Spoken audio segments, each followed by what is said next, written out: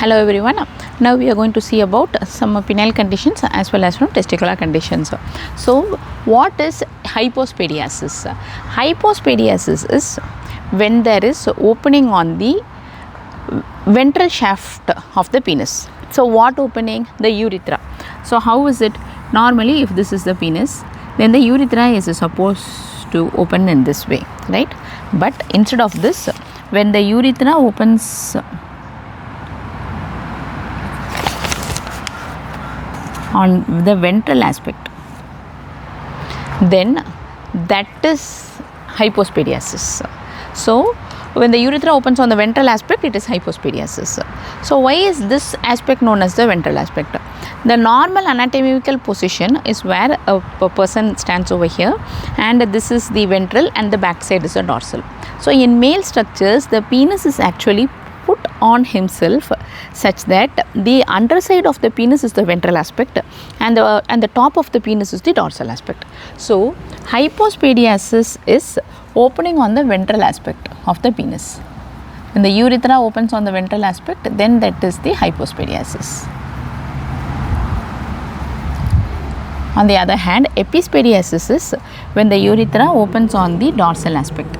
So now what is the dorsal aspect? This is the dorsal aspect.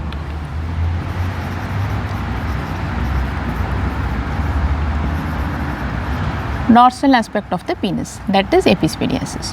What do you know by Prehns sign? Prehns sign is that where there is a pain which happens in the testis due to any condition, but on lifting the testis, when the pain reduces, that means it is a positive Prehns sign. It is positive when the pain decreases.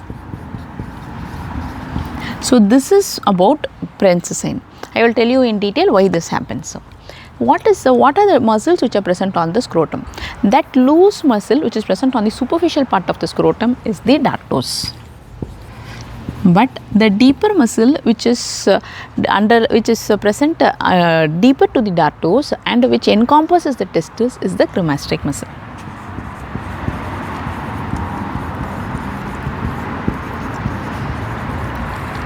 Now, what do we understand by cremasteric reflex? In cremasteric muscle, this cremasteric muscle is supplied by genitofemoral, genital branch of genitofemoral nerve.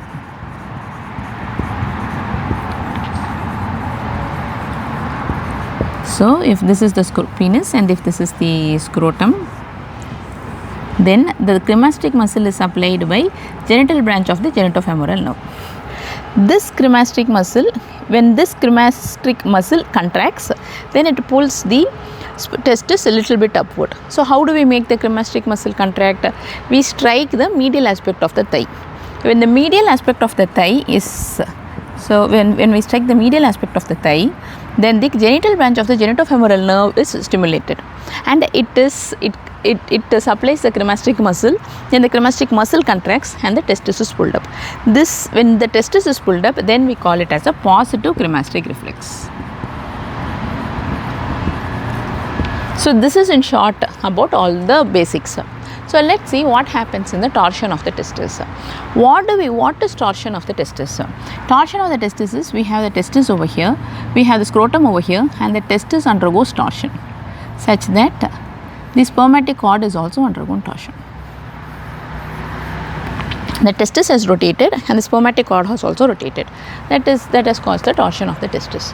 In this place, how will the Prehns sign be? What is Prehns sign? When we lift the scrotum, the pain should reduce.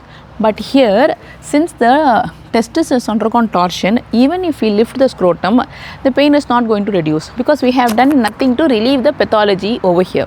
Therefore, the Prehns sign is negative in torsion of the testis. What about the cremasteric reflex?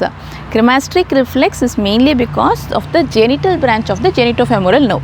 This genital branch of the genitofemoral nerve will be present in the spermatic cord. It will also be present here along with this. So this nerve has also undergone torsion because it is present inside the spermatic cord along with the torsion of the testis. Therefore, when the medial part of the thigh is striked, then it has to support it. It does support, it does stimulate the genital branch, but since it is inside the torsion, it cannot cause the cremasteric muscle reflex, that is, it cannot cause the contraction of the cremasteric muscle, and therefore the testis does not go up.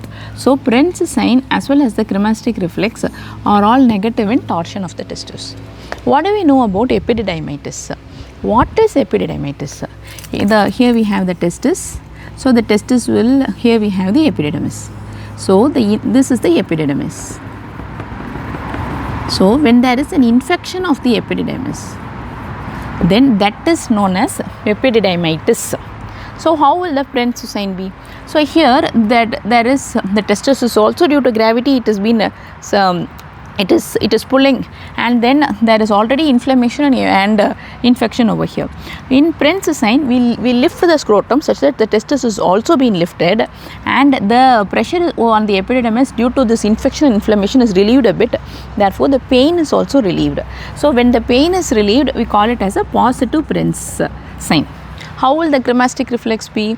The main cause for the cremasteric reflex, the main nerve which brings about the cremasteric reflex is the genital branch of the genitofemoral nerve. So here the genital branch of the genitofemoral nerve is not affected at all. It is all good. Only the epididymis has infection and inflammation. Therefore, the cremasteric reflex, that is when the medial part of the thigh is striked, that nerve has been activated, and then it will cause the contraction of the cremasteric reflex and the testis, contraction of the cremasteric muscle, and the testis moves a little bit up. So the cremasteric reflex is also positive in epididymitis. What is the organism that causes epididymitis? The most common organism that causes in males who are less than 35 years is gonorrhea and gonococci and chlamydia. It is assumed to be sexually active organisms. They are more common in less than 35, but more than 35 it is equally. So these are the same organisms which also cause infection of the testis too. So it's in the same age group. So this can be tested in the MLE exams. So with this we have covered a part 1 of the conditions.